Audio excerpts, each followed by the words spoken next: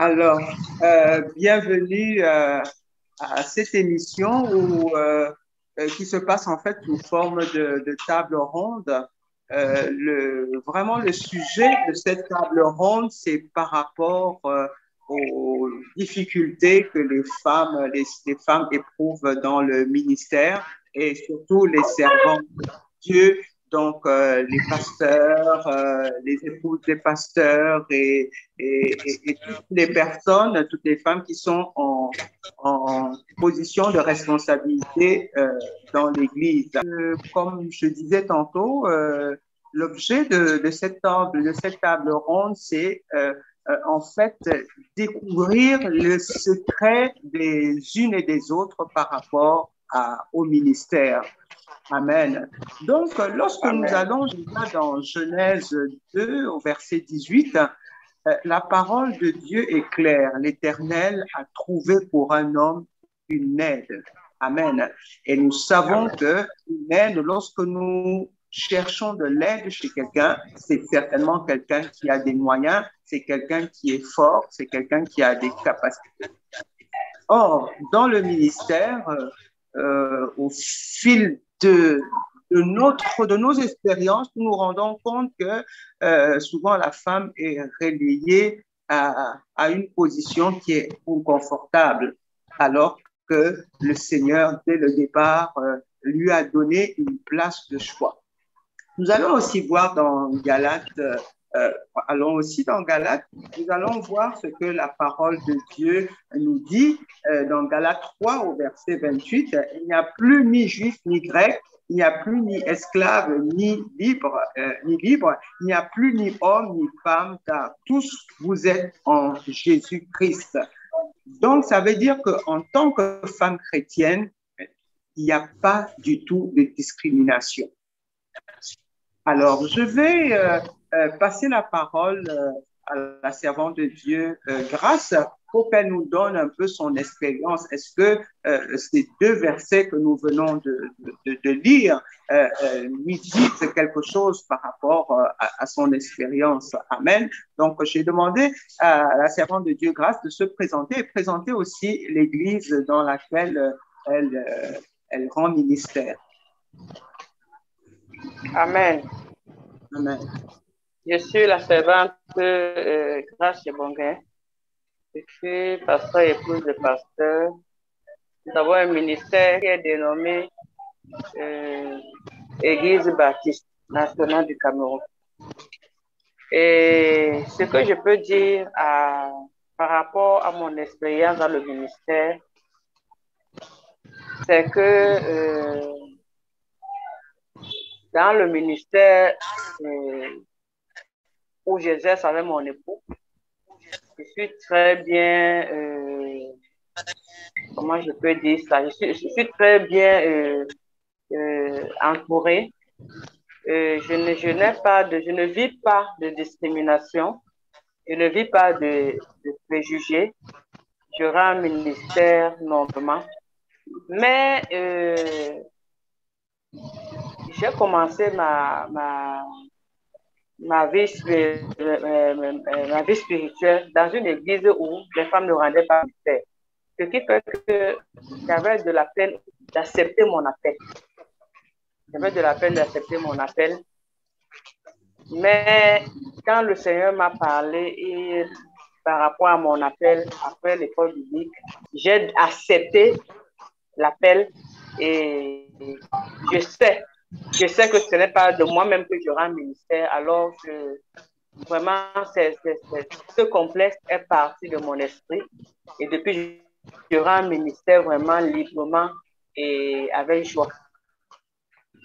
Ce que je peux dire par rapport à mon expérience jusqu'à présent dans le ministère. Ça fait pratiquement 5 ans que nous exerçons. C'est vrai que c'est avant 5 ans même déjà parce que nous avions commencé par une cellule à la maison, ici même chez moi, en 2010. On avait commencé par une église de maison. Mais le véritable problème, c'était moi parce que n'acceptais pas trop mon appel. À un moment, par rapport à l'église, j'avais donné ma vie au Seigneur, où les femmes ne rendaient pas ministère. Donc, j'avais ce complexe-là. Je me disais que non, est-ce que je dois vraiment rendre ministère? Mais comme c'est le Seigneur qui convainc, quand le Seigneur m'a parlé par rapport à ça, j'avais fait un songe où, parce que j'y restais vraiment par rapport à ça. J'avais fait un songe où un couple était en train de bagarrer et je suis allée séparer cette bagarre. Et les gens ont commencé à dire, le monsieur a arrêté de battre. Il a dit aux gens vraiment, parce que le pasteur a parlé. Ma pasteur, il faut m'excuser. Pasteur, j'ai compris. Quand j'ai partagé ça avec mon époux, il me dit, parce que tu fuis tellement le pastorat, il fallait que le Seigneur te parle. Et c'est de cette manière que j'ai compris. Et c'est parti de là. Donc, depuis, je n'ai vraiment plus ce complexe de femmes marginalisées, de femmes dans le ministère qui ne s'acceptent pas ou qui est toxique. Donc, voilà ce que je peux dire déjà d'entrée. Merci, servant de Dieu. Donc, Pasteur Lucie, à entendre la servante de Dieu Grâce, il y a certainement un problème d'acceptation au niveau du ministère.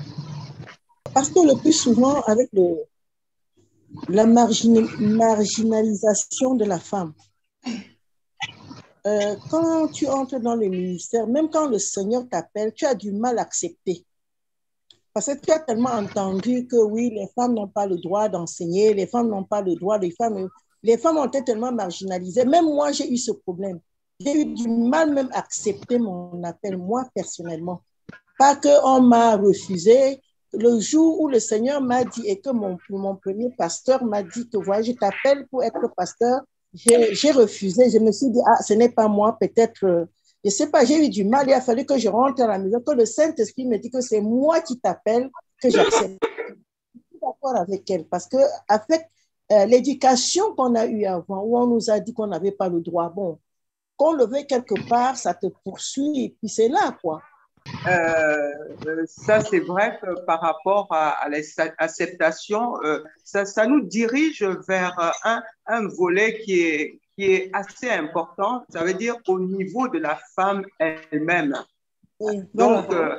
la femme a eu une position qui a fait que elle-même, elle s'est poussée dans la marginalisation. Bon, c'est vrai, si je prends mon expérience à moi, quand je suis rentrée dans le ministère, j'avais jamais imaginé que je serais pasteur. Pour moi, il était hors de question. Déjà, bon, je suis allée dans le ministère un peu par curiosité, donc c'était vraiment pas quelque chose pour moi. Bon, par la grâce de Dieu, au fil des moments, j'y suis entrée et puis je suis vraiment contente de pouvoir servir le Seigneur.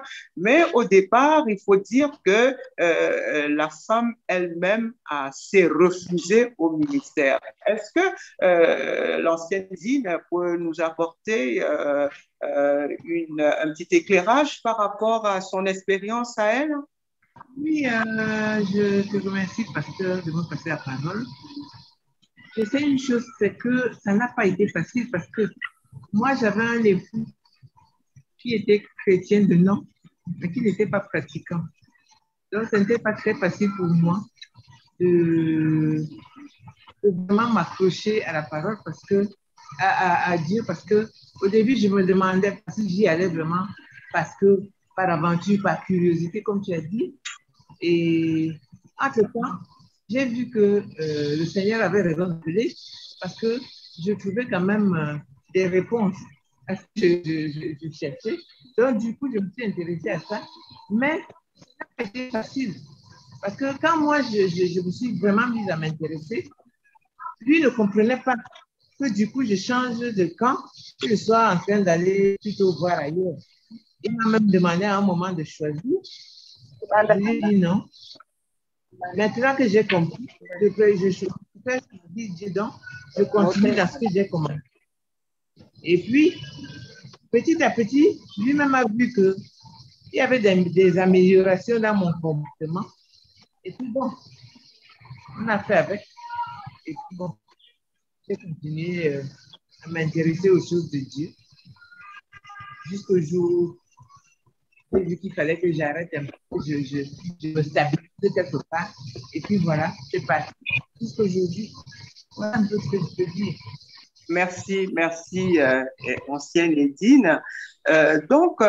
On peut comprendre déjà que la femme, même par rapport au ministère, avait du mal à faire le pas de l'acceptation. Et que rien que par leur position ou bien le regard des autres ou bien les idées qu'elles pensaient autour du ministère de la femme a fait que la femme s'est sentie un peu exclue. Donc là, on ne peut vraiment pas décrier les autres. Ça veut dire que le problème venait certainement des femmes. Et ça, ça nous donne un sujet de prière, à savoir que nous devons prier pour que les femmes acceptent ce ministère. C'est un ministère fort. Donc, ce sont des aides comme le relève Genèse 2:18.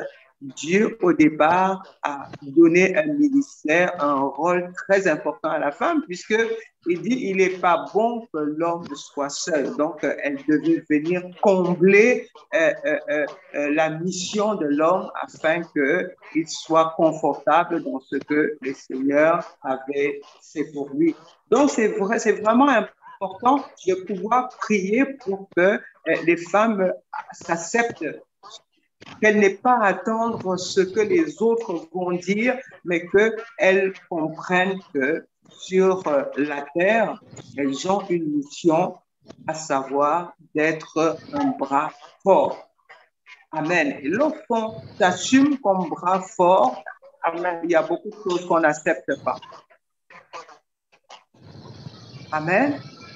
Et lorsque, Amen, quand on parle d'aide, on voit le Saint-Esprit. Quand Jésus partait, il a dit que nous avions besoin de l'aide, et cette aide, c'était le Saint-Esprit. Donc, la femme doit jouer le rôle du Saint-Esprit auprès de l'homme. Donc, c'est une place importante, c'est une place déterminante, c'est une place qui permet justement au ministère de la femme de pouvoir être exaltant.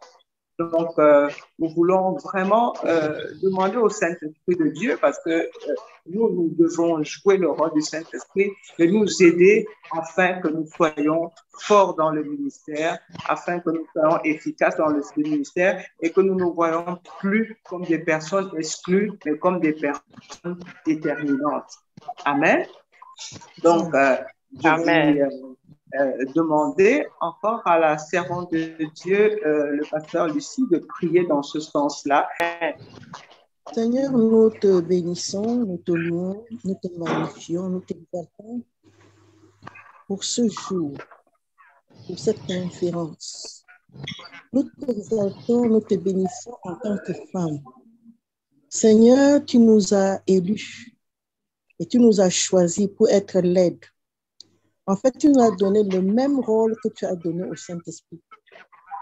C'est nous qui devons apporter de l'aide, non seulement dans le ministère, auprès de nos maris, auprès de la société. Parce qu'il y a des choses, quand une femme ne fait pas, personne ne peut le faire. Nous devons nous accepter, nous devons comprendre, surtout nous qui sommes en Christ. Nous devons plus avoir ce complexe parce que nous sommes complets et parfaits en Christ. Nous devons accepter de jouer pleinement le rôle que tu nous as donné pour mieux assumer ce rôle. Parce que nous sommes dans ton plan et tu as un plan parfait pour nous. Nous te bénissons. Je viens maintenant détruire tous les complexes qui animent encore les femmes. Parce que les femmes sont restées encore coincées dans ce complexe de refus, d'exclus. Je le déclare au nom de Jésus que nous sommes parfaites et complètes en Christ. Nous sommes les bien-aimés de l'Éternel. Merci Saint-Esprit pour le courage que tu nous donnes. Merci pour la détermination que tu nous donnes. Merci pour la force que tu nous donnes. Surtout la passion pour Christ, la passion pour le service. Je te dis merci. C'est dans le nom de Jésus que j'ai élevé ma voix. Amen. Amen. Amen. Donc, depuis quelque temps, nous avons ce sujet de discussion par rapport au ministère de la femme, quels sont les secrets, c'est question de se passer des astuces pour pouvoir mener à bien ce ministère qui parfois peut être contesté, qui parfois justement a du mal à être accepté par les femmes elles-mêmes. Donc, aujourd'hui, nous allons voir autre chose, comment certaines femmes ont abordé ce ministère, comment elles ont vécu cela. Et je voudrais justement que nous allons dans la parole de Dieu voir dans Nombre 27, on va lire du verset 1 au verset 7. Donc, je crois que quelqu'un qui a sa Bible à côté peut nous lire ces passages avant que nous puissions échanger. Amen. Les filles de Sélopchab, fils de Epher, fils de Galat, fils de Makir, fils de Manassé, des familles de Manassé, fils de Joseph, et dont les noms étaient Machia, Noah, Ogla, Milka et Tirsa, s'approchèrent et se présentèrent devant Moïse, devant le sacrificateur Éléazar, et devant les princes et toute l'assemblée, à l'entrée de la tente d'assignation. Elles dirent, notre père est mort dans le désert. Il n'était pas au milieu de l'assemblée de ceux qui se révoltaient contre l'Éternel, de l'assemblée de Corée. Il est mort pour son péché et il n'avait point de fils. Pourquoi le nom de notre père serait-il retranché du milieu de sa famille? Parce qu'il n'avait point eu de fils. Donne-nous une possession parmi les frères de notre père. Moïse porta la cause devant l'Éternel, et l'Éternel dit à Moïse, la fille de Sélochab, les filles de Sélochab ont raison. Tu leur donneras en héritage une possession parmi les frères de leur père, et c'est à elles que tu feras passer l'héritage de leur père. Amen. Amen. Amen. Encore demander à la servante de Dieu, Edine, de présenter ces moments afin que l'Esprit de Dieu nous permette vraiment de tirer de cet exemple une leçon, un secret pour pouvoir faire face à ce qu'on peut dire, parler d'adversité, à ce qu'on peut dire aussi se retrouver dans un environnement complètement défavorable où on trouve qu'en tant que femme, vous n'avez pas de droits. Bien-aimés, justement, nous sommes dans un cas de figure où ces femmes, ce sont des servantes de l'Éternel, les filles de Tsélophate, puisqu'elles disent bien que leur père, qui était mort dans le désert, était au milieu de l'assemblée de ceux qui, il n'était pas parmi ceux qui se révoltaient, donc ce sont des femmes qui avaient la crainte de Dieu. Et le fait qu'elles étaient femmes pouvait les amener à être exclues d'héritage, d'un droit auquel elles pouvaient avoir droit. Et ce qui est assez intéressant ici, c'est que ces femmes se sont entendues. Elles se sont mises ensemble pour pouvoir présenter leur cause. Pasteur Lucie, qu'est-ce que vous pensez justement de l'entente, de l'esprit d'unité entre les femmes? Parce que je crois que c'est un élément fort pour pouvoir souvent gérer l'adversité ou bien les contrariétés dues aux préjugés ou dues aux us et coutumes. Parce que la tradition était telle que même le leader charismatique était Moïse, était assez perturbé par rapport à la demande de ces femmes. Je crois qu'il ne s'y attendait pas. La preuve, c'est qu'il a pensé, il s'est dit, devant le courage, devant ces femmes qui ont osé, il vaut mieux que je soumette le problème à Dieu lui-même. Amen. Amen. Était tellement importante qu'il a compris que c'était pas, si ces femmes ont pu affronter ce fait, puisqu'à l'époque même, on ne comptait pas les femmes. Hein. Vous savez, dans les statistiques, on comptait les hommes, on ne comptait pas les femmes et les enfants. Donc, le courage qu'elles ont eu à aller affronter ce leader charismatique était Moïse. Je crois que Moïse a été vraiment perturbé hein, par rapport à leur démarche. Donc, qu'est-ce que vous pensez? Parlez-nous un peu de l'ambiance des femmes. Comment est-ce que vous voyez des femmes qui se regroupent? Est-ce que vous voyez des femmes qui se mettent ensemble pour pouvoir gérer des problèmes qu'elles rencontrent dans le ministère? Bah, je ne sais pas parce que se mettre ensemble pour gérer des problèmes dans le ministère, je sais qu'il y a des réunions des mamans, il y a des réunions des femmes.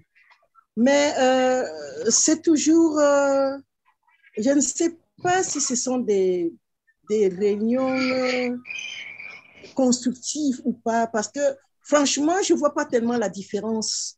Je sais que le plus souvent, on exploite les mamans, les femmes. Quand on appelle les réunions des mamans et des femmes ici, c'est toujours les marginaliser pour faire certaines tâches. Mais pour certaines décisions, elles ne sont pas impliquées. Hein? Alors, je ne sais pas si elles se mettent ensemble pour régler leurs problèmes. Je n'ai jamais vu qu'elles se sont mis ensemble dans une église pour parler même de ce problème, de pourquoi vous nous marginalisez, pourquoi nous sommes relégués à la tâche de diaconesse ou faire le ménage ou alors apporter de l'argent et tout. Je n'ai pas encore vu. Peut-être que ça se passe ailleurs où les femmes se sont mises ensemble en décidant dans un ministère qu'on en a marre, on va se mettre ensemble pour poser nos vrais problèmes. Il y a trop d'hypocrisie et puis voilà. Voilà, en fait, ça c'est mon constat. Ah oui, le pasteur Lucie est en train de toucher des points assez sensibles. Et vraiment, j'aimerais avoir le point de vue de la servante de Dieu, Maman Grâce, qui est l'épouse du pasteur. Comment est-ce que elle comprend ça? Qu'est-ce que vous pensez des réunions des mamans? Est-ce que les mamans posent des vrais problèmes ou elles sont là simplement pour suivre ou elles sont là simplement pour se contenter des petites tâches qu'on leur donne? Parce qu'on voit des femmes ici, des filles de Tselophane qui se mettent ensemble pour aller rencontrer leur pasteur pour leur dire, voilà, il y a quelque chose qui se passe, nous ne sommes pas d'accord, est-ce qu'il faut apporter une solution? Oui, généralement les mamans sont de plus en plus actives, de plus en plus imprégnées, de plus en plus elles se rapprochent du pasteur pour donner parfois des suggestions, des propositions. Mais là, ça dépend maintenant du comportement du pasteur, du leader, parce qu'il y a des églises où les pasteurs intimident les mamans. C'est-à-dire, les mamans ont même peur d'approcher le pasteur pour dire quoi que ce soit. Donc, elles sont là un peu, donc le pasteur est un peu comme un gourou, quoi.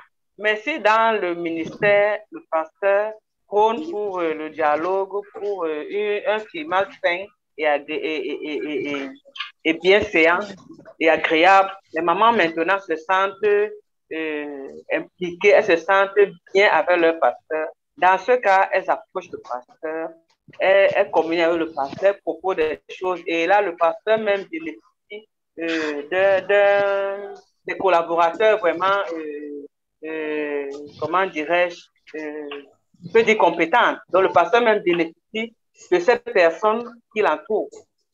Mais si le pasteur, c'est un gourou, le genre de pasteur qui intimide les mamans, alors elles ne réagissent pas, de peur peut-être des représailles. Ça, c'est ce que j'ai vu dans certains ministères, malheureusement, où les mamans ne se sentent pas libres de dire quoi que ce soit. Quand je parle de réunion de femmes à l'église, c'est pas forcément peut-être pour... c'est beaucoup plus dans l'aspect que les femmes se comprennent entre elles. Parce que j'ai souvent vu dans les... C'est pour dire en fait que les réunions des femmes dans l'église ne sont pas vraiment inutiles. Parce que dans les réunions des femmes, par exemple, il y a des partages. Il y a des partages même par rapport au foyer, par rapport à... Donc, moi, je pense que les réunions des femmes sont vraiment bien à l'église pour certains aspects. Parce que si les réunions de femmes sont bien dirigées, elles en tirent profit même pour leur maison. Donc, je ne pense pas qu'elle soit vraiment si mauvaise. Les réunions des femmes, si c'est parti en... C'est un peu ce que je voulais rajouter. Amen. Ok, amen. Amen. Je suis tout à fait d'accord là avec la servante de Dieu grâce parce qu'il y a des aspects où les réunions des mamans, je crois que le volet éducatif est très important. Là, c'est vrai que si les réunions des mamans étaient tournées vers le volet éducatif, on n'aurait pas de plainte à se faire. Mais c'est dommage parce que très souvent, c'est pas ça. Parce que si on savait que pour les problèmes par exemple, des filles, comment s'habiller à l'église, parfois c'est un problème, surtout avec les temps actuels. Si justement il y avait des groupements de femmes pour pouvoir aider les filles dans ce sens, et puis bon, voir comment les problèmes des adolescents. Il y a des sérieux problèmes par rapport à l'éducation des filles. Donc, ce volet-là, les mamans, justement, avaient la compétence pour le faire. Mais dommage, c'est pas souvent ce qu'on voit dans les réunions des mamans. Ensuite, Edine, qu'est-ce que tu penses de l'attitude du pasteur Moïse, appelons-le comme ça, parce que les filles de Sélophate avaient un problème, elles sont parties voir le pasteur Moïse et la servante de Dieu, Grâce, vient de prononcer deux mots qui sont assez sensibles, bourreau et intimidation. Alors, comment est-ce que vous pouvez... quelle est votre intervention par rapport à cela? Moi, j'ai bien apprécié l'attitude du pasteur Moïse parce qu'en réalité, il n'a pas fait de distinction entre les femmes et les hommes. Il a vu que Dieu leur avait donné un héritage, donc c'était normal que ces femmes-là rentrent dans leur héritage. Donc, moi, je suis pour un pasteur qui ne fait pas de distinction. Pour moi, franchement, avoir une équipe de femmes à l'église, pour moi, personnellement, je trouve que pour moi, ça ne sert à grand-chose. Ça ne sert pas à grand-chose. Il faut que nous réfléchissions ensemble avec les hommes, que nous fassions tout ensemble. Parce que finalement, en faisant équipe de femmes, équipe d'hommes, je vois que les femmes ont beaucoup plus de fardeau que les hommes. Alors qu'en réfléchissant ensemble, la tâche est un peu plus légère. Donc, moi, j'ai apprécié l'attitude du pasteur Moïse dans la situation. Il a d'abord porté la cause devant l'Éternel. Oui, bien sûr. Amen. Il a d'abord posé, il a apporté la cause devant l'Éternel. Et ça nous amène à un sujet de prière, bien aimé, de prier pour nos pasteurs. Amen. Afin que quel que soit ce qui peut se poser comme problème, et nous voyons l'attitude du pasteur Moïse est assez interpellante. Il n'a pas réglé le problème en tant qu'homme. Il a posé le problème devant l'Éternel. Ça veut dire quoi? Ça veut dire qu'il a été sensibilisé par le problème que ces femmes ont posé. Amen. Et ces femmes ont posé d'abord un problème, elles ne comprenaient pas pourquoi elles étaient discriminées. Donc, ça veut dire quoi? Ça veut dire que les femmes ne doivent pas être discriminées. Les femmes doivent être conscientes du fait que, quel que soit ce qui peut quels que soient les problèmes qu'elles peuvent avoir, elles peuvent prendre ces problèmes comme si c'était des hommes. Et pourquoi je suis un peu d'accord avec l'ancienne Edine, et le pasteur Lucie, ces réunions où on met les hommes à part, où on met les femmes à part, généralement, ça ne permet pas aux hommes d'être au fait de ce que les femmes traversent. Alors que les réunions communes permettraient aux uns et aux autres de pouvoir déjà se comprendre et de pouvoir gérer les problèmes d'une certaine manière. Amen. Donc, nous allons demander à maman Grâce de pouvoir prier afin que, quel que soit ce qui se passe, Parce que tout à l'heure, elle a évoqué des mots, gourou, intimidation. Et pourquoi ces mots-là peuvent apparaître? C'est lorsque, au lieu de régler le problème par l'Éternel, par le Seigneur, on a tendance souvent à régler selon les traditions, selon les coutumes, selon le point de vue des hommes. Servant de Dieu, grâce. Seigneur, nous voulons te rendre grâce et te merci encore pour ce partage. Et je voudrais te recommander, Père éternel, les serviteurs et les servants de Dieu. Et accorde la grâce de savoir manager les conflits dans les ministères. Oh Jésus. Seigneur, nous ne voulons pas de discrimination à l'Église, parce que nous savons que nous sommes un. C'est-à-dire, il y a un juif, il y a un grec. Voilà pourquoi nous voulons encore te présenter ce problème qui est réel dans certains ministères. Oh Jésus. Père, nous prions, mon Dieu, mon roi, que les conflits se règlent, Père éternel, dans un esprit d'amour, dans un esprit de paix. Merci encore parce que tu vas continuer, Père éternel, à éclairer tes serviteurs et tes femmes dans la gestion même du ministère et dans la gestion, Père éternel, des conflits du ministère. Merci encore, Père éternel, parce que tu es notre enseignant et nous savons que tu vas te afin que ton œuvre puisse impacter davantage les vies. Sois béni encore pour tout ce que tu nous enseignes encore aujourd'hui. Dans le précieux nom de Jésus. Père, nous t'avons encore. Amen. Amen. Bien-aimé, vraiment ce sujet est assez intéressant et nous interpelle avoir un aspect très souvent, si on ne fait pas attention, on risque d'être géré par la tradition, on risque d'être géré par les pensées humaines. Alors que lorsqu'on amène le sujet devant l'Éternel, on peut être surpris. Et je suis vraiment béni de voir l'attitude du pasteur Moïse.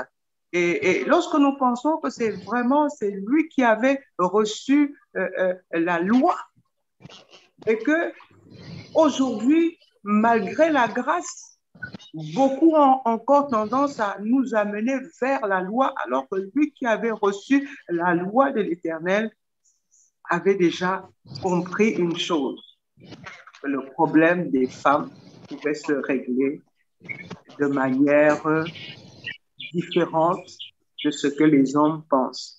Donc, nous voulons remercier encore toutes les personnes qui ont participé à cette table ronde. Donc, nous allons continuer encore à pouvoir nous exercer et trouver justement toutes ces astuces pour pouvoir être en cohérence avec cet appel que le Seigneur nous a donné. Vous savez, c'est un appel exaltant, quels que soient les défis que nous pouvons avoir. Lorsqu'on sait les régler, à l'instar des filles de Célophate, poser des vrais problèmes, on peut avoir des solutions. Donc, nous vous bénissons et nous pensons que ces moments vous bénissent. Et à la prochaine émission, nous allons encore aller en profondeur parce qu'il y a beaucoup d'aspects qui apparaissent au travers de ces échanges. Donc, vous êtes bénis. Amen. Amen. Amen.